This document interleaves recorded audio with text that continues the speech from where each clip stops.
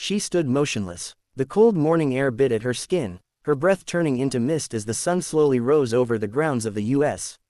Military Academy. Her uniform was spotless, her boots polished to a mirror shine, her rifle slung neatly over her shoulder. But her face could not be hidden. It was marked by burns and scars, as if time itself had left its signature there. Her name was Emma Collins. The cadets called her Scar Lady, or simply, Burn. At first they whispered it behind her back. Then louder. Eventually, they didn't bother to hide it.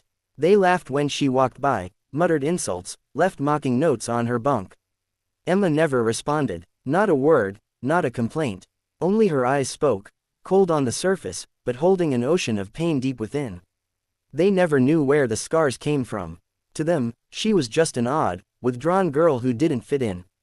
But the truth was different. Emma had survived what they couldn't even imagine. 2 years earlier, she had served in a medical unit in Syria. When their camp was bombed, she ran into the fire to pull the wounded to safety. A fuel truck exploded nearby, burning half her body. She survived. The ones she saved did not. Every step she took now, every drop of sweat during training, was not just part of the academy routine, it was a vow. A vow to stay strong, no matter what. But the academy didn't forgive weakness. And a visible scar, to them, was the symbol of weakness. No one tried to see beyond it. Every morning was the same.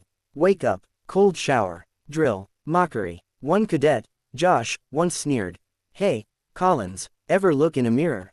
Or do you just enjoy scaring people?" Laughter. Silence. She didn't respond. She just stepped forward and kept marching. Inside, though, she burned, not from pain, but from determination. At night, when the barracks were asleep, Emma would sit alone on the parade ground, staring up at the stars. Sometimes she whispered, "I won't break. I'm not here for me. I'm here for those who didn't make it." Tears would fall, but she'd wipe them away quickly. Tomorrow would bring new stairs, new trials. Then came inspection day. General Richard Allen, a living legend who had led countless operations, was visiting the academy. Everyone was nervous. It was their moment to prove themselves. Emma stood in the back row, trying to stay invisible. But fate had other plans. The general moved slowly down the line, meeting each cadet's eyes. "Why are you here?" he asked one after another. "To serve my country, sir," came the identical replies. When he stopped in front of Emma, the air seemed to freeze. He studied her face, not just the scars, but what was behind them. Something alive, something that refused to die even in hell. He asked quietly, "And you, Cadet Collins, why are you here?" She lifted her head. Her voice was steady, stripped of self-pity, filled only with truth. "Because I know what it means to lose, sir. I've been where pain greets you every morning. Where people burn while saving others. I survived, and if these scars are the price of life, I'd pay it again. I'm not here for glory. I'm here to be useful." No one moved. The general was silent for a long moment. Then he did something no one expected.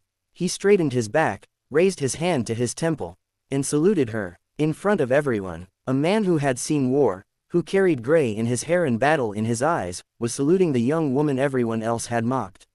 In the ranks, some cadets dropped their gaze.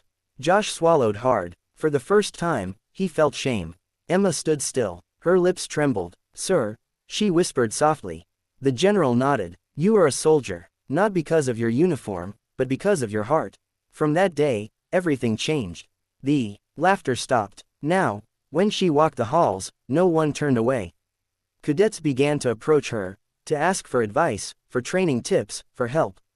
Emma never refused. She smiled, quietly, humbly. She knew that respect also has a price. Months passed. At graduation, General Allen stood once more on the parade ground. He spoke of courage, faith, and duty. Then he said, "Every generation produces its heroes. Sometimes, they are the ones with the deepest scars. Today, I ask you all to stand and salute the cadet who became an example for us all." And again, that name. Emma Collins. She stepped onto the stage. The applause thundered. The general shook her hand and spoke into the microphone. "We often hide our wounds, ashamed of them. But they are proof that we've endured. Collins is not just a cadet, she is a symbol of strength." Emma said only one sentence.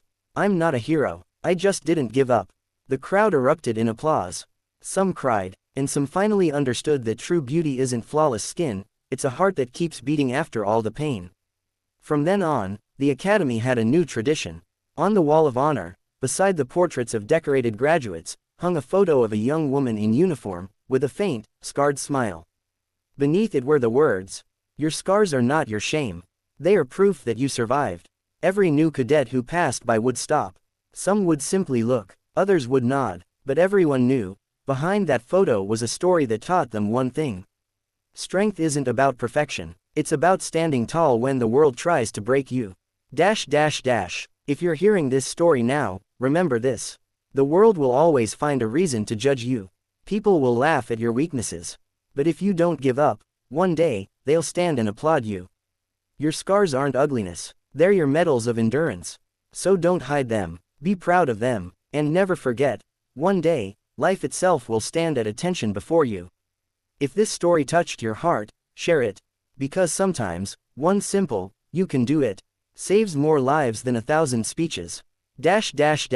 Years later, Emma Collins was no longer just a cadet. She became an officer in the medical corps, working in humanitarian missions, saving lives in places where fear and pain were part of daily life. Yet even under her uniform and armor, she was still the same woman, strong not because she felt no pain, but because she had learned to walk through it. She was often invited back to the academy to speak to new cadets. Whenever she stepped on stage, silence filled the hall. Her face still bore the marks of fire, but now, people saw light in them.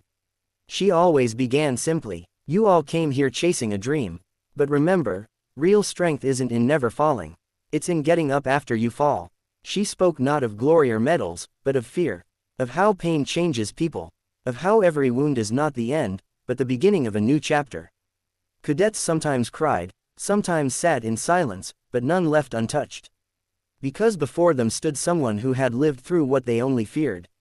After one such talk, a nervous young cadet approached her. "Ma'am," he stammered, I have a scar too. From an accident. People laugh at me." Emma smiled softly. "Then you already have an advantage," she said. "You know what pain feels like. Others still have to learn." The boy burst into tears, then stood taller. And in that moment, Emma realized, her story lived on in every person who heard it.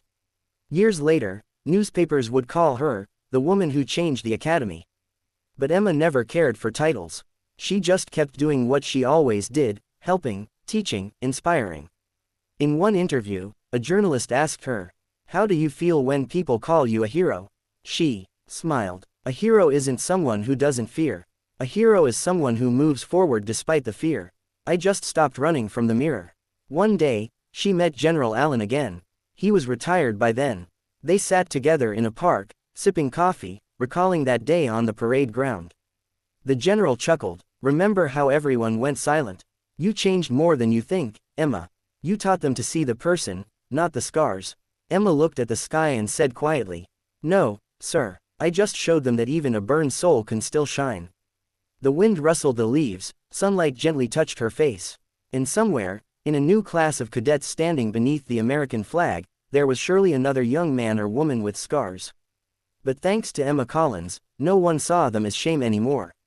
Now, they were a symbol of those who endured. A symbol that true heroes don't always have perfect faces. Sometimes, they simply keep walking forward.